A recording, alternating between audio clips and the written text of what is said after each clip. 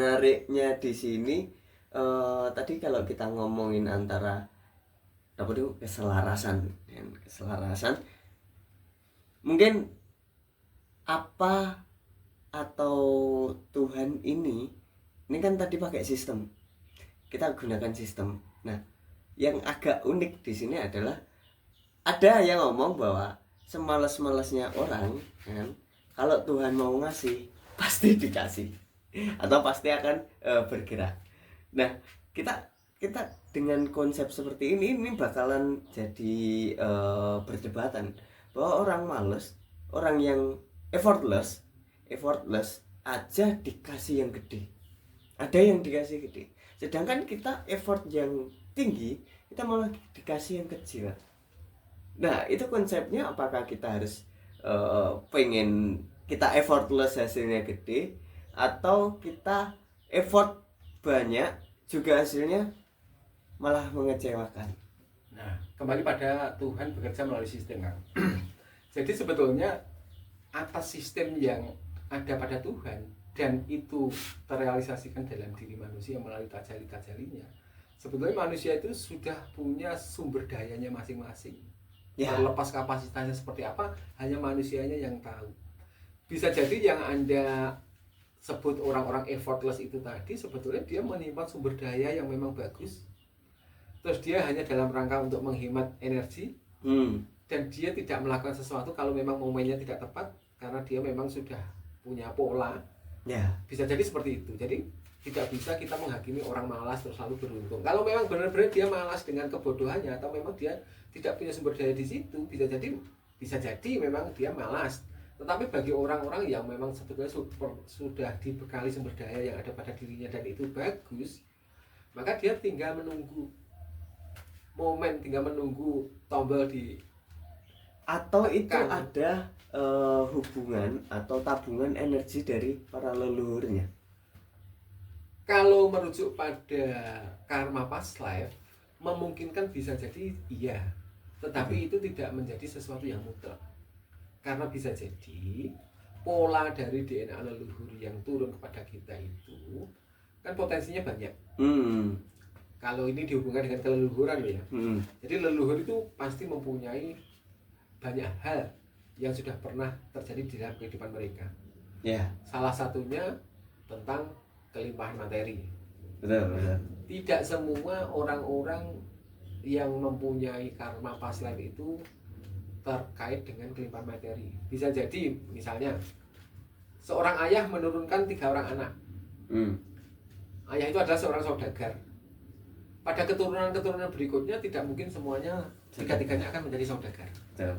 Karena masing-masing mempunyai DNA-nya sendiri-sendiri, mempunyai garis DNA sendiri-sendiri yang memungkinkan bagi mereka yang menuruni pola dan DNA tentang kelimpahan materi, mungkin bisa jadi dia akan meneruskan. Maka kita tidak asing kalau ada orang tua atau kakek, nenek, buyut dan sebagainya itu adalah seorang saudagar, pasti ada anak turunnya, cucunya yang menjadi saudagar. Tapi dari 3 saudara itu tadi pasti ada yang salah satunya justru malah menuruni spiritualitasnya, ada yang satunya menuruni tentang kepiawaian untuk public speakingnya atau kecerdasan otaknya, kan seperti itu. Jadi banyak macamnya, Mas. Tidak mutlak bahwa saat kelimpahan yang kita dapatkan itu juga dari faktor apa itu tadi, karma leluhur atau energi, tabungan energi itu tadi. Jadi semua tergantung dari, kalau orang mengatakan nasnya, tergantung dari garis takdirnya itu tadi, seperti itu. Karena kalau merujuk pada potensi karma leluhur itu adalah potensi DNA yang diturunkan, kita sendiri saat kita itu menjadi seorang anak, memungkinkan kita juga akan bertemu dengan DNA yang berbeda dari ayah dan ibu, kan seperti itu. Iya, betul. Nah, maka DNA yang kita turuni itu atau kita dapatkan bisa jadi cenderung dominan dari garis ibu atau cenderung dominan dari garis ayah, seperti itu. Nah, itu juga menjadi beberapa indikasi. Maka kenapa tidak mutlak? Kalau kondisinya saklek dan mutlak itu berarti ya kita menangan diri kan? Iya, menangan sendiri. Nah, ini mungkin terakhir kan, Hari ini untuk hidup atau hidup untuk hari ini? hari ini untuk hidup, hidup untuk hari ini. Ya, Kalau saya memilih hidup untuk hari ini. hidup untuk hari ini. Nah, kenapa? Karena kan masih ada besok. Ya, karena yang saya pahami bahwa hidup itu sebetulnya sehari kan. Ya, Terlepas mau kita ngitung setahun, karena hari demi hari sampai 365 hari betul. itu setahun. Hari demi hari sampai 30 hari itu sebulan kan. Nah, hitungan hari, tahun, bulan, abad, windu itu hanya batasan-batasan atas ruang dan waktu yang diciptakan oleh manusia. Oh. Bahkan hidup itu sebetulnya tidak untuk hari ini, hidup itu untuk sekarang. Setelah kita melakukan take video seperti ini terus tiba-tiba kita meninggal, kita kan juga tidak tahu. Ya, betul, Nah, betul. maka sebetulnya dalam pemahaman orang-orang spiritualitas yang bagus itu, seperti apa yang sudah banyak sekali dibedah oleh para guru-guru spiritual yang memang mumpuni itu, hidup itu ya saat ini, di sini, sekarang. Maka setiap momen itu wajib untuk kita nikmati, kan seperti itu. Betul. Itu namanya kita berada dalam kesadaran. Nah, sadar itu berarti ya sekarang ini. Maka bagi teman-teman, permasalahan kehidupan itu hanya dua. Masa lalu Ya, yang menyebabkan kesedihan, dan masa depan yang menyebabkan kecemasan atau ketakutan. betul. Maka kalau itu kita tahu implikasinya adalah sesuatu yang negatif, ya kenapa kita masih menganggap itu kan gitu. Ya, hidup itu kan berarti sekarang, otentik hari ini. Kita Iya. hadir, kita berbicara, kita sedang rekaman, ya dinikmati hari ini. Besoknya tidak usah terlalu banyak dipikirkan lah. Konsepnya pasti nanti akan menjadi sesuatu yang sambung menyambung, estafet dengan sendirinya. Maka banyak orang yang terlalu banyak kecemasan itu karena apa? Karena terlalu jauh yang dipikirkan. Anaknya kecil, ayahnya meninggal, besok anak saya gimana? Iya, iya.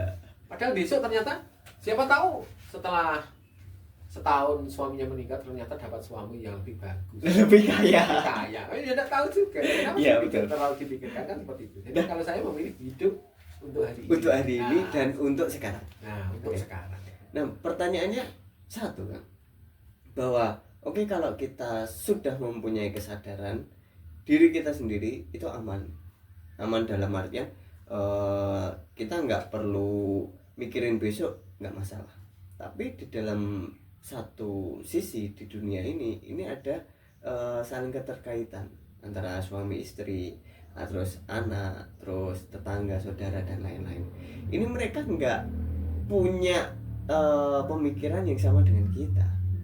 Bagaimana cara menanggapi atau menyikapi orang-orang tersebut? Cara menyelaraskan kesadaran kita dengan kesadaran orang-orang di luar diri kita kan. Iya, betul. Kesadaran itu mencakup hal-hal kompleks kan. Jadi kalau dalam keilmuan bisa jadi di dalam kesadaran itu, kalau mata pelajaran sekolah itu ya ada biologi, ada ekonomi, ada geografi, fisika, matematika, seperti itu.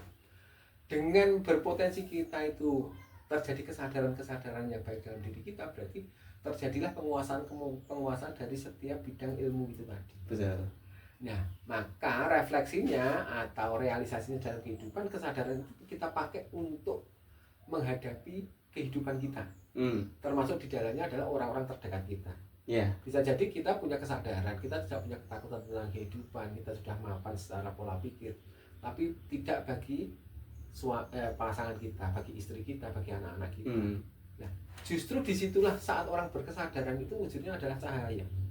Maka kita akan menjadi cahaya bagi orang lain. Maka kesadaran di sini juga merujuk pada nilai tanggung jawab kita terhadap orang-orang dekat kita, termasuk orang-orang itu adalah pasangan kita, anak-anak kita, orang tua kita. Karena wujud kesadaran adalah cahaya, berarti kita bisa memberikan manfaat, memberikan cahaya penerang bagi mereka. Ya. Dalam realitanya ya kita juga mampu untuk berjuang mencukupi kebutuhan mereka sesuai dengan kemampuan kita. Tidak pernah memaksakan. Maka saat energi kita atau saat kesadaran kita itu berupa cahaya itu semakin terang, maka orang-orang di sekitar kita itu akan juga ikut merasakan cahaya itu. Ya, betul. Maka secara energi, bukan secara kasat mata, biasanya kalau orang-orang berkesadaran dengan baik itu justru akan bisa mempengaruhi, mengajak, atau orang-orang di sekelilingnya juga pasti akan ikut selaras seperti itu biasanya. Maka kalau ternyata kita melihat fenomena gitu, Mhm. ada tokoh-tokoh spiritual, tokoh agama yang keluarganya berantakan dan sebagainya, ya maka kita perlu skala Stephen Hawking untuk Iya, apakah parameter. kesadaran mereka sudah berada di level yang bagus, kan seperti itu. Eh, Jadi kalau orang-orang di luar diri kita itu tidak berkesadaran, ibarat kita itu sama-sama lampu, berarti mereka kan redup lampunya. betul. Otomatis cahaya mereka akan kalah dengan cahaya kita. Ya. Dan mereka akan tercerahkan atau diterangi dengan cahaya-cahaya kita. Otomatis mereka juga akan mengikuti kita, kan seperti itu. Ngeces. Ngecek. Dan dia juga akan selaras dengan kita. Maka banyak ini fenomena yang mungkin luput dari pengamatan kita. Masih banyak sebetulnya orang-orang yang mempunyai kehidupan bersahaja. Bersahaja itu merujuk pada cara menjalani hidup yo sederhana, gak neko-neko, orangnya anteng, teduh dan sebagainya. Dan hebatnya keluarga mereka juga ikut dalam pola yang sama, menjadi anak-anak yang baik, tidak pernah bermasalah, punya kehidupan baik. Mereka tidak harus tampak atau tidak harus luar biasa seperti pencapaian orang lain, tetapi kehidupan mereka terlihat sangat adem, sangat teduh, sangat enak dipandang, dan akhirnya menjadi suri tauladan bagi orang lain. Nah itu mungkin contoh orang berkesadaran itu seperti itu yang bisa saya gambarkan.